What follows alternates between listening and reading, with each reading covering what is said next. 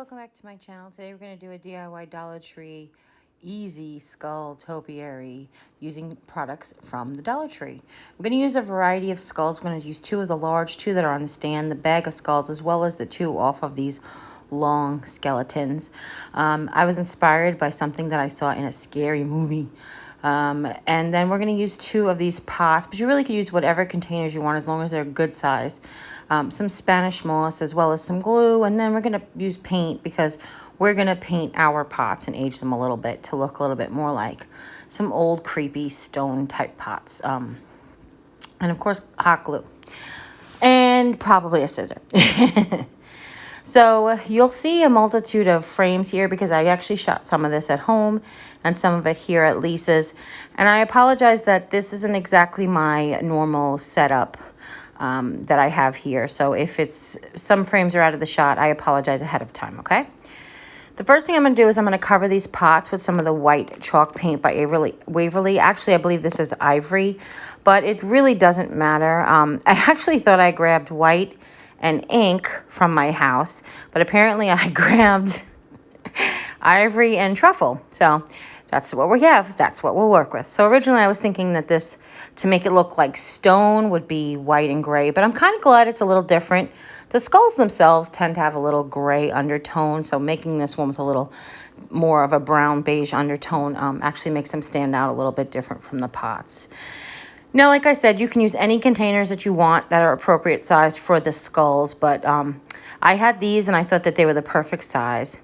Now I'm just going to take some of the truffle, mix it in with some of the white, and just age it a little bit, trying to create sort of a stone look, not necessarily granite or cement, but just a stone looking pot, maybe one that has been through the ringer a time or two. So what I'm doing is I put down a really thin coat of the ivory. Then I'm going back with a little bit of the truffle with a little bit of the white. And I'm sort of just pouncing it in different spots along the top, along the edges, and down both sides where the seams, well, there is a seam on one side where the handle meets, but going down the other side where the handle meets, where another seam would be if it was a, seamed together piece of stone. These old stone pots were always cast in two parts, so it would have a seam down both sides. That's all. I'm just adding a little to the bottom and the top, mixing a little white with the brown.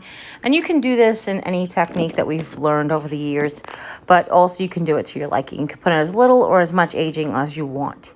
If you want to invest in a little bit of the stone spray paint, that gives it a nice speckly finish. That would be really cool too.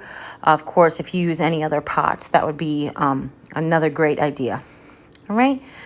Now, like I said, I started this project at home and then finished it here at Lisa's in Texas. And the reason I did that was because I had trouble finding the long skeletons in Missouri. So I actually brought everything with me in hopes that I would find the long skeletons. And thank goodness I did. So what you'll see, I'm back at home and I'm creating the beginnings of this topiary. What I've done is I've just taken off all the tags. I've taken the stands off of the two skeletons that are on stands. And you just want to like make it so that they sit not perfectly in front of each other, not so that they're all facing in one direction. There is a TV show called Legacies on the CW, and they have this really interesting bleeding skull thing, which kind of like takes people's powers away, according to Emily. So I thought, when I saw that, I was like, oh yeah, we could do something like that from Dollar Tree products.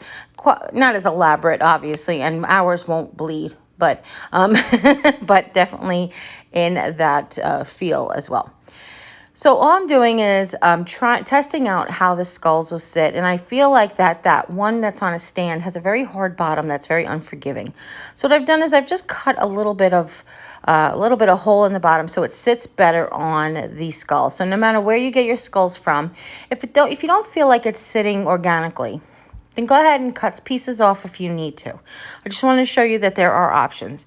I'm just using my very favorite utility cutter for this. You guys know I love this thing, right?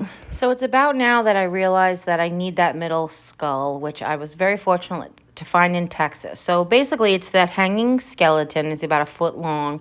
And I figured that his head would be the perfect transition between the skull that's on a pedestal and a skull from the bag of skulls. When I put the bag of skull on top of the medium one, it was way too small. And this one is just like the perfect medium size. This one I didn't have to cut anything off the bottom. I just used my Gorilla Hot Glue on high. My Gorilla Hot Glue gun has a low and high setting. And the high actually works with the plastic to melt to create a really good seal. And again, I want to make sure that it's balanced. So I want to make sure that I position it at an angle a little bit. But I want it to make it, again, feel more organic. Imagine that these were actually real skulls and they were trying to stack them on top of each other. I think that's the best way I can describe it to you.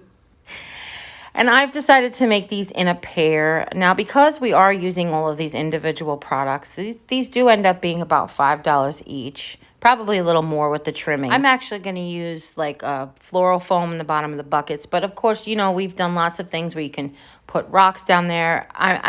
Or paper bags, plastic bags. I do suggest, however, that if you are planning on putting these outside, you definitely want to weight them down.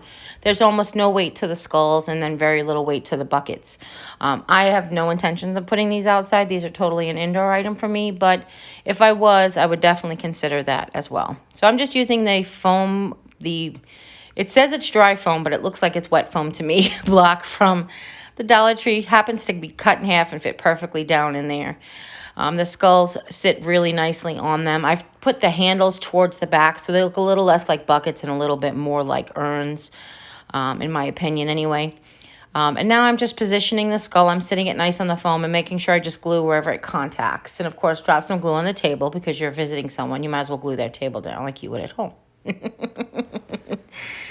But I'm just being a little bit generous with the glue where the skull hits the bucket as well as where it hits the foam. And then I just want to let it sit up a bit. Now I'm going to take some Spanish moss. This doesn't require any skill whatsoever. You want to be as messy as you can with the Spanish moss, oddly enough, because it actually gives it more of an organic feel. If you've ever seen a tree that actually grows Spanish moss, it's very messy. So what I've done is I've stuck a little bit on both sides of the foam, of the skull, just to cover up the foam. And then I'm just taking the little bitty scraps and I'm gluing them wherever the two skulls meet, basically wherever the big skull meets the middle one and so on and so forth. And what I'm doing is I'm trying to work my way up and I'm taking the little bitty scraps and almost working like glitter. And I apologize it's off camera, but I think you can kind of get an idea of what I'm doing. And then that's it. Now you could go ahead and age the faces, antique the eyes, whatever you want to do. But I just thought they looked really cool this way with all the different variations of colors. Plus, it made it easy. So hopefully you enjoyed this tutorial. If you do, give this video a thumbs up. If you have any questions at all, go ahead and leave them in the comments down below. Don't forget to share this video with friends and family. Anybody you know might be interested in seeing how to make these. And if you haven't yet, click subscribe. And when you do, a little bell will pop up. When you ring that bell, YouTube will let you know whenever I upload a new video. And as always, you take care, God bless, and we'll see you next time. Bye.